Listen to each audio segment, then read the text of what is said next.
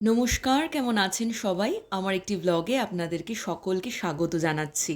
আমি আগের ভ্লগেই আপনাদেরকে জানিয়েছিলাম যে আমার এম.এর 3rd সেমেস্টারের এক্সাম চলছে। তাই এখন আমি এক্সাম শেষ করে ছোট মামার সাথে বাড়ি ফিরছি। দিদা টিফিনে দিয়েছিল পরোটা, আলুর তরকারি আর সিমাই, সেটাই এখন খাচ্ছি। সেই ধরুন সকাল ৮টায় বেরোই। ব্যান্ডেল থেকে শোভাবাজার জয়পুরিয়া কলেজ অনেকটাই দূর। তার ওপর ধরুন অত সকালে তো তেমন কিছু খাওয়াও যায় না।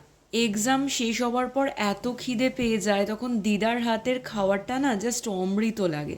এই ভ্লগটার মাঝে আমি এই ছোট্ট একটা ভিডিও ক্লিপ আপনাদের সাথে শেয়ার করছি।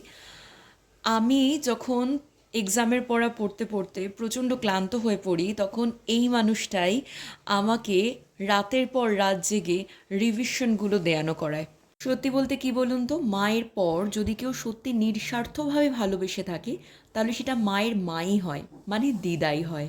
এই মানুষটার কাছে আমার সাফল্যই তার সাফল্য।